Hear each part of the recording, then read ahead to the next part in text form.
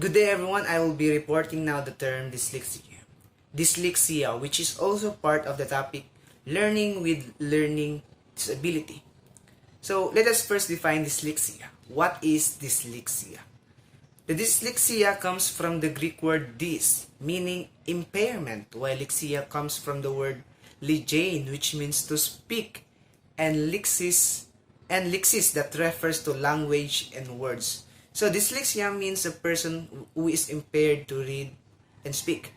But it is formally defined as learning disorder that involves difficulty reading due to problems identifying speech sounds and learning how they relate to letters and words, or decoding, also called reading disability. Dyslexia affects areas of the brain that process language, which is our left hemisphere. It is also identified as a neurological condition or disorder that affect our brain and other nerves throughout the body. And speaking of brain, the brain of the person with dyslexia or a dyslexic person function differently from a normal person like me and like the most of us. Like for example, a dyslexic person may receive the same information like us but process written language differently. In the dyslexic brain, there is more activity in the frontal and the left hemisphere of the brain, and less activity in the parietal and occipital areas of the brain. Our brain is divided into two hemispheres, the right and the left. Now the left hemisphere is responsible of controlling speech, reading comprehension, arithmetic, writing. In short, they function more on language and logic, while the right hemisphere controls creativity like art and musical skills and so on. That is why we cannot consider dyslexic person as bobo or bugo, because their brain function more on the right hemisphere, the reason why they have that difficulty in decoding and reading words and messages. Next slide will show us how, for example, a dyslexic person or a dyslexic child function in classroom setting.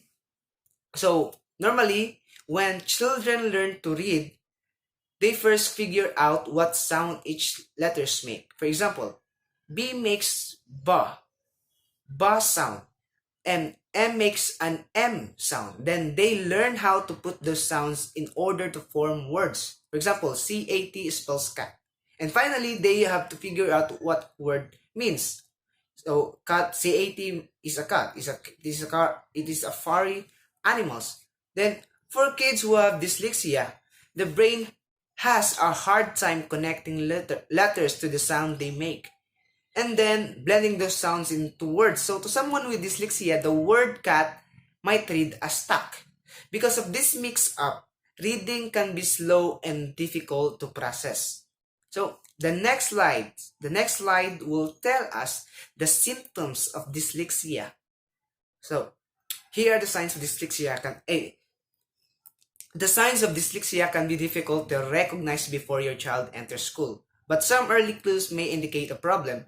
So once the child reaches the school age, your child's teacher may be the first to notice a problem. Severity varies, but the condition often becomes apparent as a child starts learning to read. So before school. So these are the signs that a young child may be at risk of dyslexia. So this include late talking. So we all knew Albert Einstein. Albert Einstein is also a dyslexic person. He was, in his biography, it was stated there, it was mentioned that he learned to read, he learned to speak when he was 6 or 7 years old. And that is very kanang tigulang na kay para sa bata makabalog basa. And his parents kanang thought that he is a mute person, but it turned out nga mali sila. So other symptoms is that learning new words slowly, problems forming words correctly, such as reversing sounds in words or confusing words that sounds alike, problems remembering or naming letters, numbers, and colors, difficulty learning nursery rhymes or playing rhyming games. And Next is in the school age.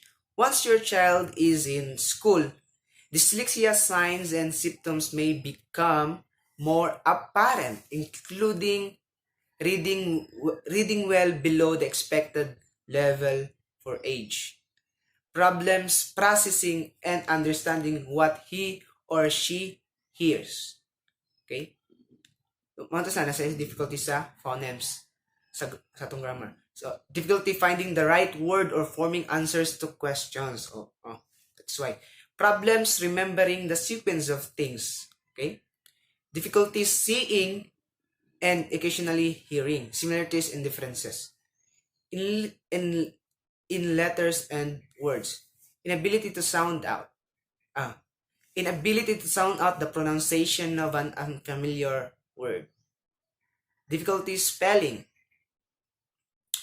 Spending an unusually long time completing tasks that involve reading or writing. And avoiding activities that involve reading, but they enjoy more on the or creative activity like music, arts, or other creative activities. So in teens and adults, dyslexia signs in teens and adults are similar to those in children. Some common dyslexia signs and symptoms in teens and adults include, so murag pares siya sa children, so katong mga bata pa. Difficulty in reading, including reading aloud. So nasa struggle ana. And siguro na po sa tong some of our classmates have that or some of our kaila na nagyapon ng problem. Slow and labor-intensive reading and writing. Problems spelling, avoiding activities that involve reading. Mispronouncing names or words or problems retrieving words. Trouble understanding jokes or expression that have a meaning not easily understood from the specific words, such as piece of cake, meaning easy. Spending an unusual long time completing tasks that involve reading or writing. Difficulty summarizing a story. Trouble learning a foreign language. Difficulty memorizing and difficulty doing math problems. So, with these symptoms, what do you think the causes of dyslexia? The last slide will tell us the causes of dyslexia. So dyslexia, it runs in families, or it is a genetic condition. It appears to be linked to certain genes that affect how the brain processes reading and language, as well as risk factors in the environment. Pwede po siya may tungod sa environment or tungod sa siguro na ikanang accident. That's all for my part, and the rest will be Miss Leah May's report.